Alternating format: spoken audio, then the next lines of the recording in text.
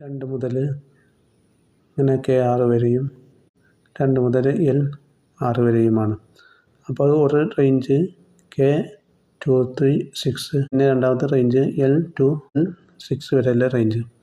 ഇവിടെ രണ്ടും പാടെ നമ്മൾ എന്ത് ചെയ്യണം, സം ചെയ്യുകയാണെങ്കിലും അപ്പോൾ നമ്മൾ സം എടുത്തു.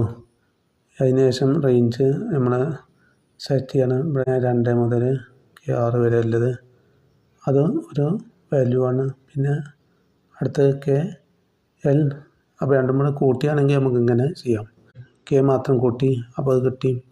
ഇനി അതേപോലെ ഇനി അടുത്ത് കൂട്ടുകയാണെങ്കിൽ പിന്നെ ഇത് അടുത്ത സം എടുക്കേണ്ടത് കോപ്പി ചെയ്ത് കണ്ട് ഇവിടെ പേസ്റ്റ് ചെയ്താൽ അപ്പോൾ അതിൻ്റെ ടോട്ടലും കിട്ടി.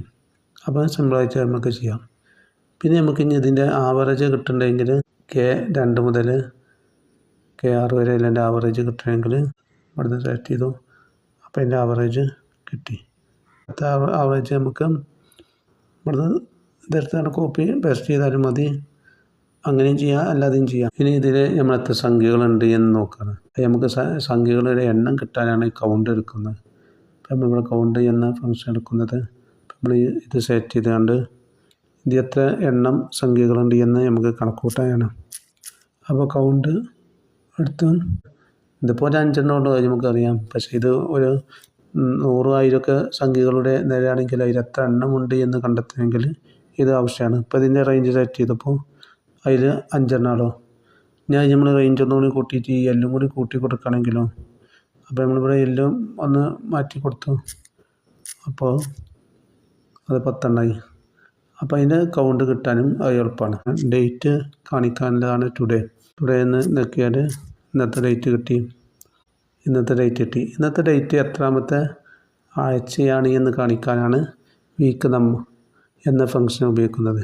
ഈ വർഷത്തെ എത്രാമത്തെ ആഴ്ചയിലാണ് ഇന്നത്തെ ദിവസമുള്ളത് എന്ന് കണ്ടെത്താൻ വീക്ക് ഡേറ്റ് ഇവിടെ സെറ്റ് ചെയ്തു ഓക്കെ കൊടുത്താൽ അത് ഇന്നിപ്പോൾ 36ാമത്തെ ആഴ്ചയാണ്. ഇപ്പോൾ ഇത് സെപ്റ്റംബർ 2-ാം തീയതിയാണ് ഉള്ളത്. അപ്പോൾ 36ാമത്തെ ആഴ്ച. എനിക്ക് ടെക്സ്റ്റ് ഫംഗ്ഷൻ എടുക്കാം. ടെക്സ്റ്റ് അതെടുത്താൽ ആ ടെക്സ്റ്റ് ഫംഗ്ഷൻ എടുത്തുകൊണ്ട് അത് നമ്മൾ സെറ്റ് ചെയ്തു. പിന്നെ അതിൻ്റെ ഫോർമാറ്റ് കൊടുക്കുകയാണ്. നമുക്ക് ഫോർമാറ്റ് കൊടുക്കുന്നത് ഡേറ്റ് ആണെങ്കിൽ നമ്മൾ ആദ്യം 2 കോമ ഇടണം. കോമൻ്റെ ഉള്ളിലാണ് ഇത് എടുക്കേണ്ടത്. ഡെയിലി 3 വട്ടം എഴുതിയാൽ അപ്പോൾ ഇന്ന് ചൊവ്വാഴ്ച ആ ഫുൾ പേര് കിട്ടും. അങ്ങനെ നമുക്ക് ദിവസത്തിൻ്റെ ഇത് കിട്ടാനാണ് ടെക്സ്റ്റ് ഫംഗ്ഷൻ ഉപയോഗിക്കുന്നത്. ഇനി വ്യത്യസ്തങ്ങളായ വാക്കുകൾ നമുക്ക് നോക്കാം. വാക്ക് ട്രാൻസ്ലേറ്റ് ചെയ്യാനാണ് ട്രാൻസ്ലേറ്റ് ഫംഗ്ഷൻ ഉപയോഗിക്കുന്നത്. ഇനി അത് നമ്മൾ അവിടെ എഴുതണം.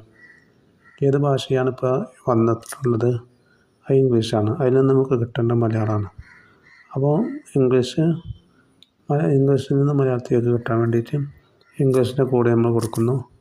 അതുപോലെ മലയാളത്തിൻ്റെയും കൂടെ നമ്മൾ കൊടുക്കുന്നു. ഇംഗ്ലീഷിൻ്റെ കൂടെ എന്നത് EN ആണ്.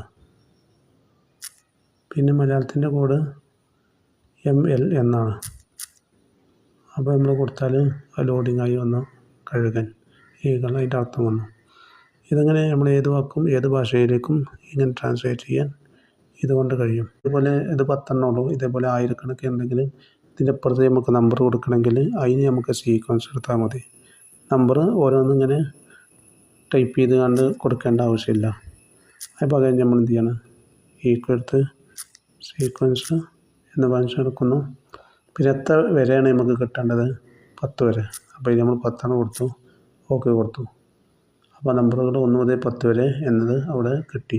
വാക്കുകൾ എത്ര എണ്ണം ഉണ്ട് എന്ന് കണ്ടെത്താനാണ് കൗണ്ട് ഇഫ് എന്ന ഫംഗ്ഷൻ ഉപയോഗിക്കുന്നത്. സെല്ല് സെറ്റ് ചെയ്തു, എന്നിട്ട് അതിൽ കൗണ്ട് ഇഫ് എടുക്കണം.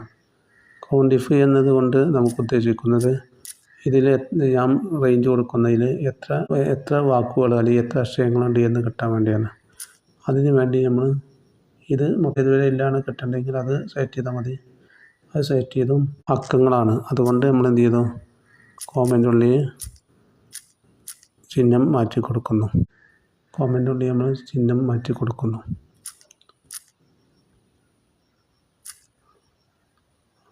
അപ്പോൾ ഇതിൽ 10 സംഖ്യകളുണ്ട്. അത് 10 എന്ന നമ്പർ കിട്ടി. അപ്പോൾ ഈ സംഖ്യകളെ എണ്ണാൻ വേണ്ടിയാണ് ഇത് ഉപയോഗിക്കുക. ഇതിലാണ് എണ്ണ നമുക്ക് കിട്ടുന്നതെങ്കിൽ ഇത് എത്ര എണ്ണം ഉണ്ട് എന്ന് കിട്ടാനാണ്.